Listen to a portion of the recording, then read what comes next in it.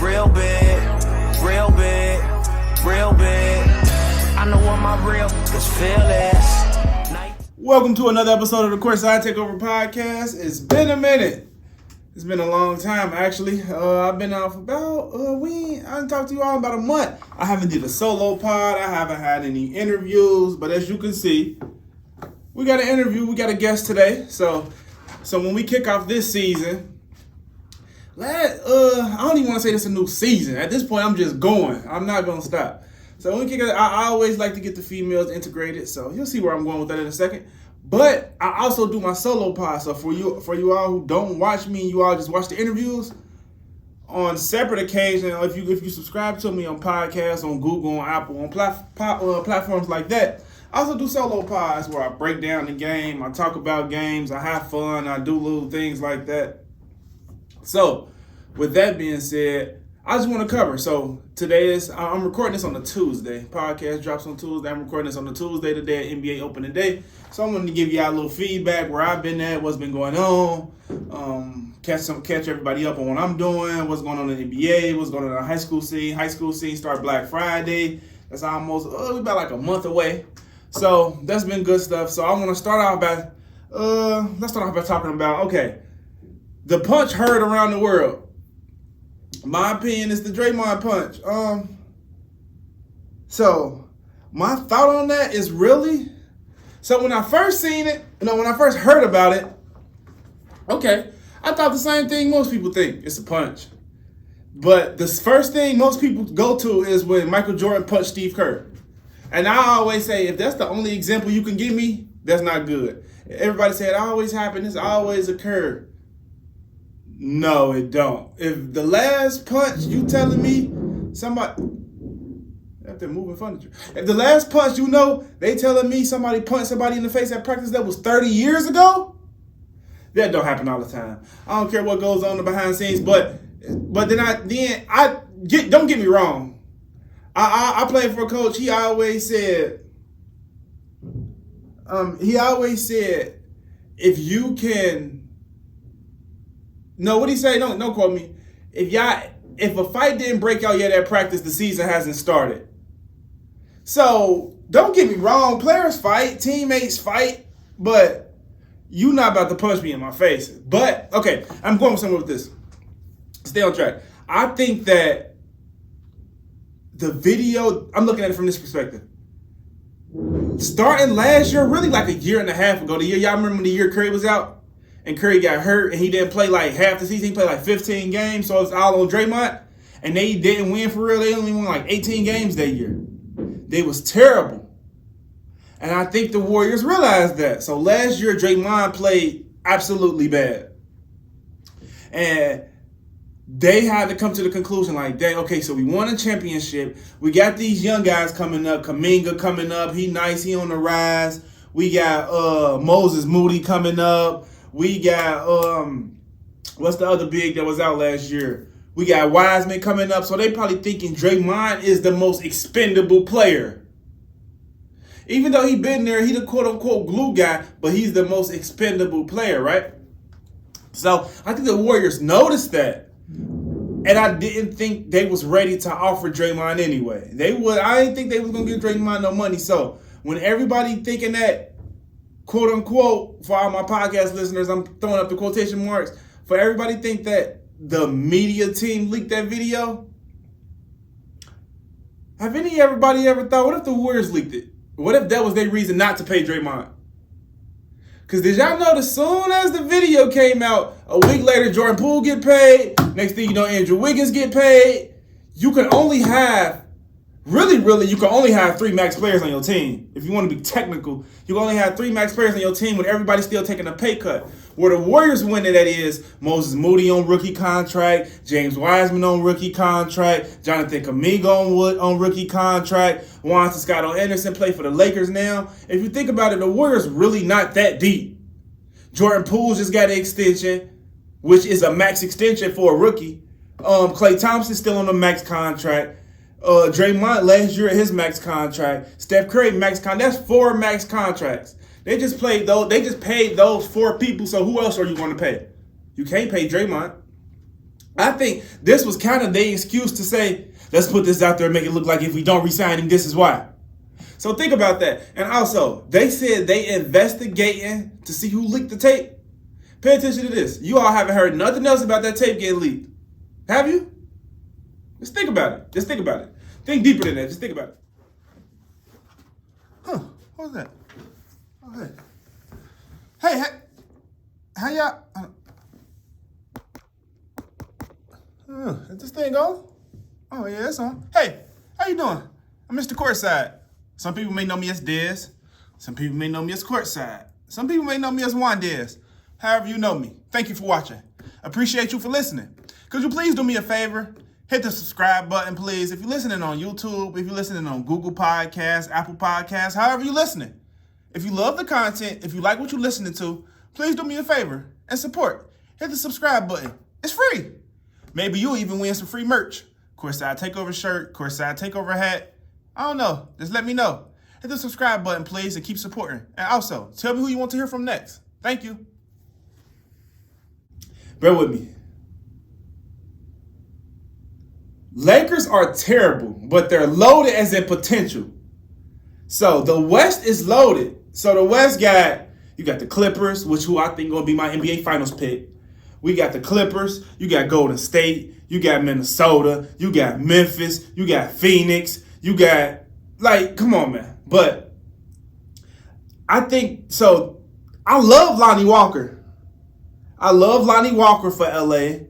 I love Kendrick Nunn for LA. And surprisingly, I love Dennis Schroeder. Even though he dropped the bag, how you go from getting offered $88 million to making 2.5? But that's a different story for another day. But even though he dropped the bag, I love Dennis Schroeder. The biggest problem is Russ. Russ not going to be on the team all year. Trust me.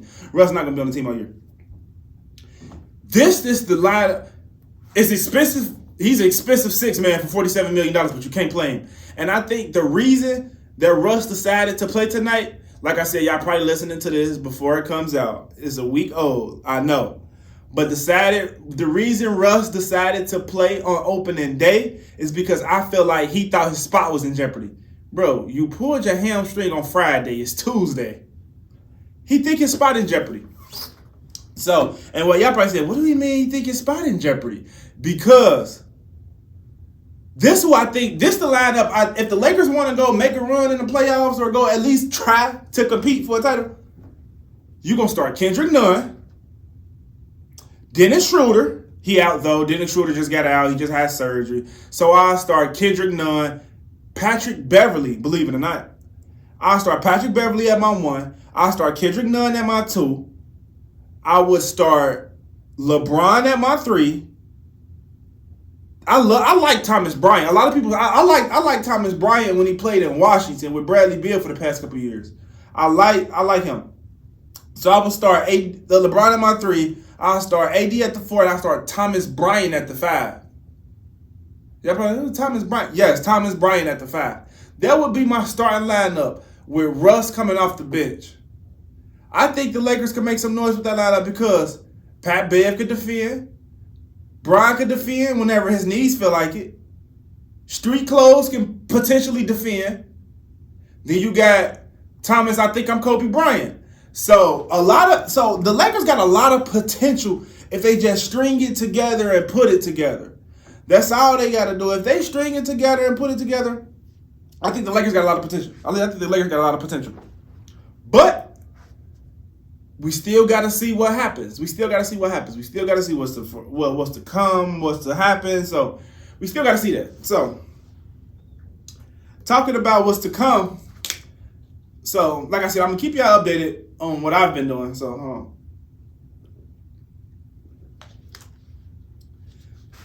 I'm going to keep y'all updated on what I've been doing. So like I told you, I'll tell you all probably this every week. I'm the adaptive sports coordinator for Clover Nook Center for the Blind and Visually Impaired. We work with kids. That's actually where we shoot at now. That's where we record at now. That's where my office space at. That's where my studio at. That's where I record from. So we help kids that's blind and visually impaired. So I've been super duper busy and I haven't been able to give you all pods because of that. So I don't think I dropped a pod since it might have been Tyler, which did crazy numbers. Yeah, that Tyler McKinley pod interview was crazy, but I don't think I dropped the interview since that one. Shout out Tyler, shout out Alex, gave me great content, answered every question. But it's been super duper busy. So, I've been in New York. So I went to New York. So if y'all didn't also know this, my brother coached the Jets. So that was crazy. My brother coached the Jets. Got a chance to meet the players, go on the field. We did mass crazy stuff. Meet the players, go on the field. We went into the locker room. We reviewed the Jets facility. Also at work, we've had the Clover Nook won the coaches. The name of it is the Coaches Challenge Award or the Coaches or something like that. So they give it out every year at Clover Nook Country Club. And my job is actually the recipient of that award. They give it out to a nonprofit organization who's been showing excellent honors and strives in the community. And my job ended up winning it. And I am the keynote speaker in that event, which I'm super duper excited for. I'm actually a motivational speaker, if you all didn't know that. So I'm a jack of all trades. I like motivational speaking. So I will be there telling my story. It will be Korean coach. It's for all football coaches. So they take all the football coaches around this area. I guess this would be considered like the Northwest District. I'm not sure. But they take all the football coaches from around this area and invite them to come have cocktails. Each coach bring their team helmet. And each coach bring their team helmet. And they are guest bartenders that night at the country club. And people come through. It's open to the public. So if you all want to come, please come join us. And they'll bring their helmets that night. And everybody that order has to fill up their helmet. And at the end of the night, whichever high school has the most money in their helmet win the trophy. Excuse me. Super dope event. Super great event. A lot of networking. It's going to be St. X football coach. It's going to be Princeton head football coach. It's going to be Korean head football coach, LaSalle head football coach, all these great football coaches around the city. It's coming to these events. It's coming to this event. So I've been busy with that, preparing for it, getting ready for it, just getting my speech together. That will be Tuesday. Hold on, wait. It's the day this dropped. So it will be today. It will be today. So technically, if you listen to this, it's today. It will be today. I will be getting ready for the event. Tuesday, October the 25th from 6 to 9 tonight. Also, shout out Miss Irvin. The career, I don't even know. That's the name of school. Woolworth Career Technical High School. But I go there tomorrow, actually, it's called Breakfast for Bosses. So I told Miss Campbell, Miss Irvin, I told her I'd never say her no. So initially, I didn't even know what I was doing. She asked me, could I come? I said I can be there.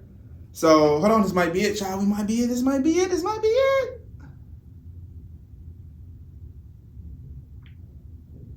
All right, I'll be right back. Be right back. I'm gonna leave the cameras rolling. Make sure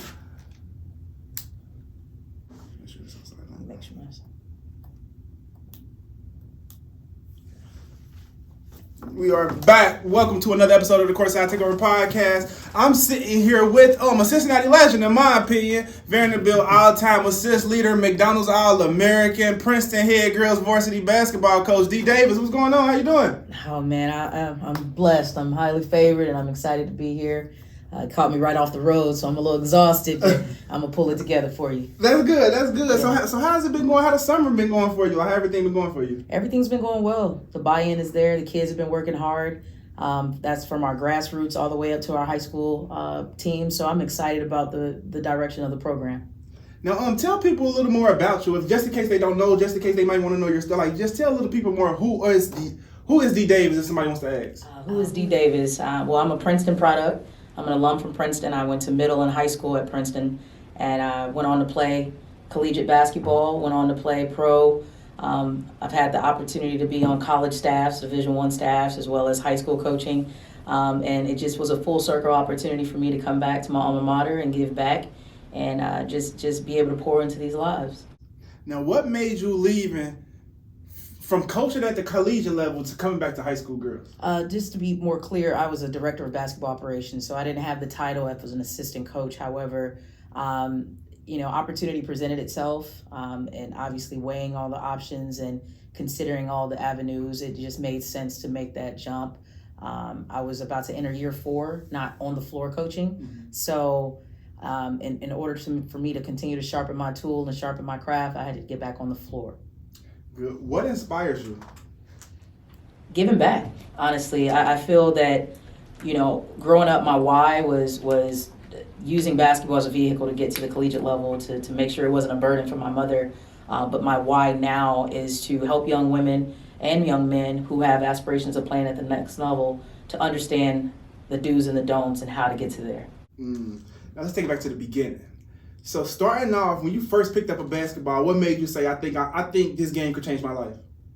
It's interesting. I grew up watching all boys basketball and one mixtape, the NBA. So, at a young age, once I was able to dribble a basketball, I was hooked. I was the only home in the neighborhood that had a basketball goal. So all the boys would knock on the door and ask my brother if I could come outside and play basketball with them. So, it was something that I gravitated to, and that really, I took a huge liking to it, a huge interest. So it was something that I never was able to shake. So just doing my, I do thorough research on everyone before I even decide to sit down with them. Yeah. You got a long list of accomplishments. What keeps you humble? My upbringing, my family. They've always been able to keep my head on my shoulders the proper way. I've always understood that in any moment that this could all be taken away from me. And the one thing I value are the relationships I've built along the way. So making my family proud, making sure that the young people that are looking up to me have a good representation and a good role model. I like that. Now, just like I said, the list of accomplishments you had, the things you've been through, from making it to the WNBA to being one of Vanderbilt all-time leading assist players, one of the all-time best players, really. Now coming back to doing it full circle, how does it feel to just walk in that Princeton gym and just see your number hanging in the rafters like crazy? Oh, it's a very surreal feeling. I don't take it lightly. There was a lot of hard work, sweat, and tears that went into that. So the amount of hours that I've spent on this craft, to be able to come back and show these kids a model of someone who's been down the same road that they've gone and been able to make something of myself, it's a very humbling moment to be able to walk in the gym every day, and it just keeps me motivated to drive and do the best I can for these kids. That's nice. How was the a lot of people might want to know that, because this is rare. A lot of people don't do this from the city. How was the All-American experience? Because you were a McDonald's All-American. How was that experience? It was a very cool experience, to be able to be arm length away from LeBron James and Chris Paul and some of the great women's basketball players. It was a very fun experience. We got to go to the Ronald McDonald House. We got to do a lot of cool experiences together, and the relationships that you form during that process is always really fun. But the experience itself is a really, really fun experience. Yeah, those experiences and the networking you did, what could you take from just the time for playing overseas, those experiences, the time for playing collegiate, even from playing in high school? What could you take from those experiences and apply to your everyday life? There's been, you learn a lot along the way, obviously, as a player and forming into a coach. You learn who you want to be, who you don't want to be. You realize the things that worked and the things that didn't work, so you know how to fix make those adjustments. So within all my playing days, I learned a ton. I learned a ton about myself, the resilience that I have, being able to overcome adversity. Having 3 knee surgeries in college was a huge blow, but I was still able to succeed and have success after that. So just being able to get knocked down and know how to get back up. And I think that was one of the biggest things that I've had to learn, because life has thrown me countless amount of curveballs that nobody could even imagine. But I smile through it all, and I keep trucking. How is it coaching? Is her name Soleil? Yes. How is it coaching Soleil? Because she's obviously one of the best players in the state. And two-part question, actually. How is it coaching her, and do you see yourself in her sometimes? 100%. I think that I'm very fortunate to be able to coach a Soleil. But Soleil Williams is a special player. She's somebody that I'm very fortunate to be able to come in first year and have access to. To see the drive in that young lady, the commitment, the work ethic, the commitment to the academics, and then just being a great overall person, I admire that in her. I challenge her, I push her, I make her uncomfortable, I pull her out of her comfort zone. But, the things that I see in her, it's amazing. I don't even think she knows how great she is a lot of times. And as far as, do I see a little of myself in her? In moments, yes. In moments, yes. But I can tell you, Soleil was way better than I was in high school. Yeah.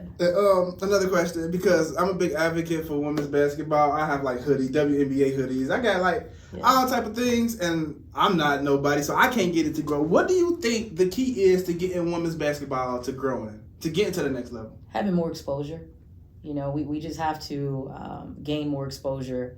And when we get those moments to be on those stages, to be able to perform at our best, I think it's a true testament to if anybody goes to a female game, of any grade level or profession level, it's a huge experience for them because they see how hard the women work, how fundamentally sound they are, how they play together as a team, how they support and share and celebrate each other.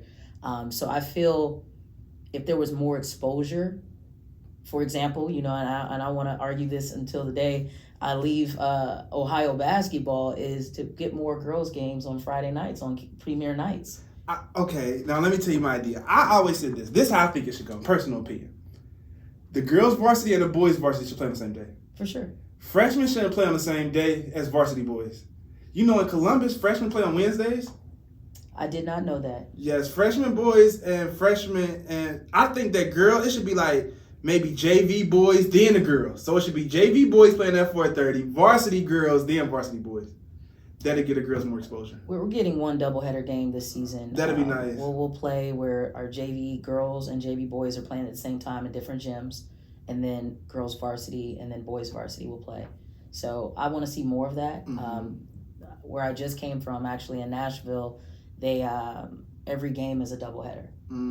So we always had JV girls, JV boys, varsity girls, varsity boys on Tuesdays and Fridays.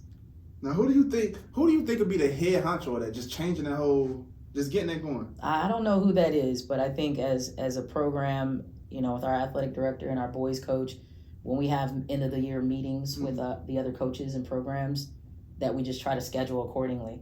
The only way we were able to manage this time was due to the fact that we're both playing the same school a day apart from each other. So we just moved it to one day. Made it easier. Yeah. If you knew what you knew now, what would you tell your 17-year-old self? Grind like there's no tomorrow. Grind like there's no tomorrow. Nothing was ever handed to me, but the fact that I felt I worked hard, I would have worked harder. In a sense, because there's no ceiling for an athlete that wants to go far. Like, you have to go and work, be a student of it, be obsessed with it, and eat, sleep, and drink what you're trying to accomplish. And so for myself to reach back, I would say it's okay to fail. Keep pushing. I like that. That's nice. I like that. Yeah. All right. And another question. The overseas experience, how was that? Because most people think that the NBA or WNBA is the all-out be-all. If I don't go over there, then it's over. So how was just that experience of just even getting the chance to just getting that call, like, okay, this is another opportunity? Well, it's different for everyone, obviously. What you do in college, the connection that you have, your representation, as in your agent, what connections of countries that they have. But when I got that opportunity to go overseas, obviously there's a lot of things to weigh, but that's what you have your agent for, to kind of help guide you with that.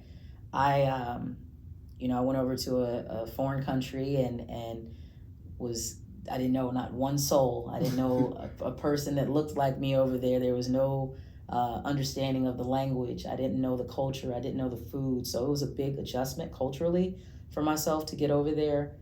And then when you're with a lot of teammates that don't speak English, it might take many of them to get one sentence accomplished. So when I first got over there was a lack of communication. My coach spoke about 5 different languages, but a lot of times because I was the only one, I got left out. So just the language barrier, not really feeling comfortable to navigate the space that I was at by myself. It had its own challenges. I practiced twice a day for the entire season. We played a lot of games, and you listen to your coach and coaching during the game and at halftime, and you reach over and ask somebody, what did he say? Just like loving basketball. Yeah. It's that same type of situation. That's funny.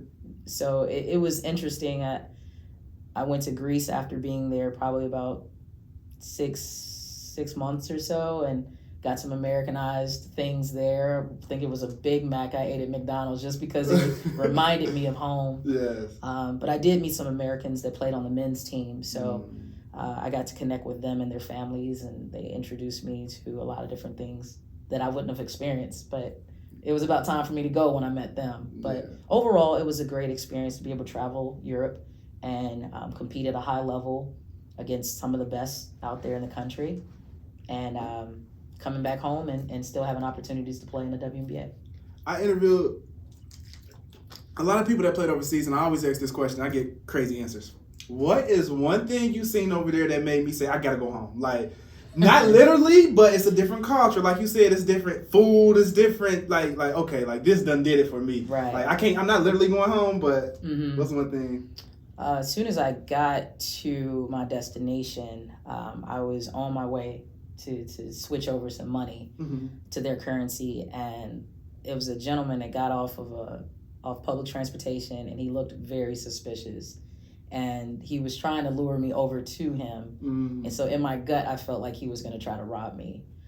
So that was like, oh man, I can't leave my apartment. I can't do anything by myself because I don't know anyone over here. So for safety reasons, that was a concern. Just, you don't know people's intentions, and when you look like an outsider and you move like an outsider, people take advantage of that. So that was a little intimidating. That's a good one. That's also good advice too for people that's watching this and plan on making that trip. They know what to look out for, what to be aware of, what to expect, literally. For sure. Because it's a lot of youth that watch this, so they might be thinking this. Okay, if I decide to make that next route, what am I getting myself into?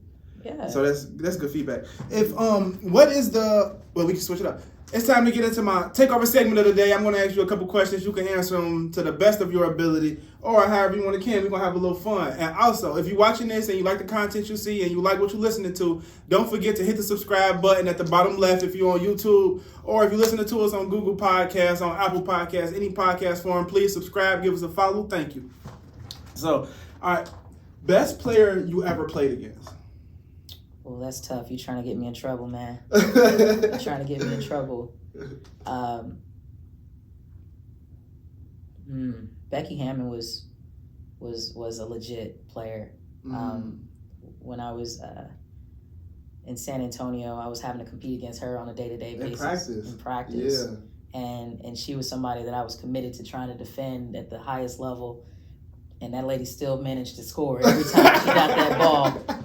So she was a very impressive player. Obviously, people like Tina Thompson, Cheryl Swoops were icons, obviously. Oh, yeah, Cheryl was a bucket. For sure. I mean, I can't pinpoint one particular player because I've played against so many greats, and I don't want to limit it to one. So, I mean, you have your Candace Parkers. You just have so many amazing athletes. It's hard to name one, but for sure. No, go ahead. The tournament. When the pressure, I really did my research. When the pressure was on in the tournament, what was that feeling like? You at the free throw line, March Madness, crazy gym, and you doing what was just that March Madness feeling like? Like, what was that whole experience like? I mean, we were prepared for that. We had been there before, so it wasn't a new thing, but a moment where I had to be focused and do what I needed to do for our team to advance. And you know, it's a very hostile environment when you're in those moments, but it was stressful. It was stressful for sure, but it was exciting nonetheless. And you know, when you're a competitor, you're going to do whatever it takes to help that team win. Exactly. Yeah. Okay, back to program. If you would start your team with a big or a point guard, what would it be? Point guard. Okay. Point guard. If best basketball shoe to play in your opinion? Oh man. Best basketball shoes. I mean, of course, Nike, Jordan, all that, but I would say Nike, but I don't have a specific shoe. Gotcha. Yeah. If you could coach one player, who would it be?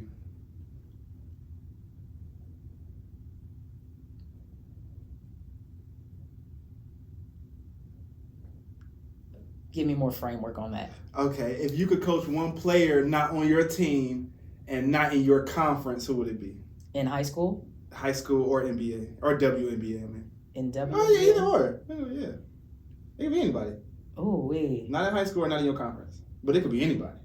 Who would I coach? That is a great question. I would have coached Maya Moore. Ooh, that's a good answer. Okay. Okay. Yeah, she was a walking bucket. Yes. That player, she's a phenomenal athlete. Have you ever played against her or seen her play? No, probably not. She's younger than I. Yeah, I was about to say probably not. I didn't get a chance to. You seen her play though in person? Oh, yeah, she's great. Okay. She's great. If you could take 5 people to the block top, including yourself, who you're taking? In your prime, if you're taking who you taking? I'm taking Dawn Staley. Okay. Ooh, that's a good one. I like her. I like her. I'm taking Tina Thompson. I gotta say my best friend just because of the love. Mel Thomas. Okay. I'm taking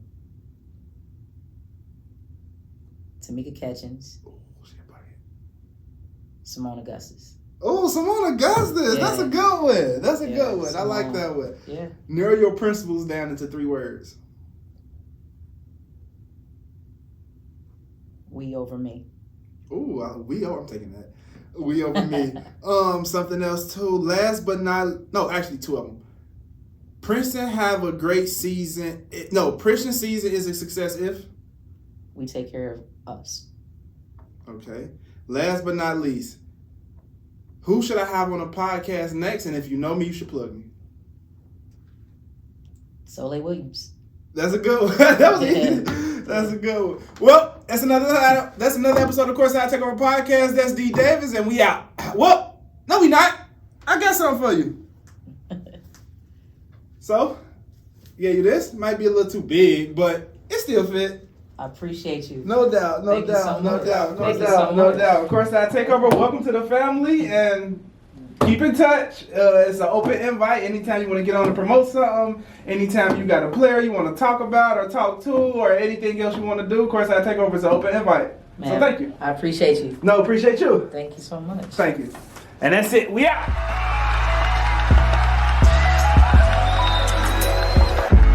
Real big, real big. I know one day I would do it real big, real big, real big. I know what my real is feel is. Night.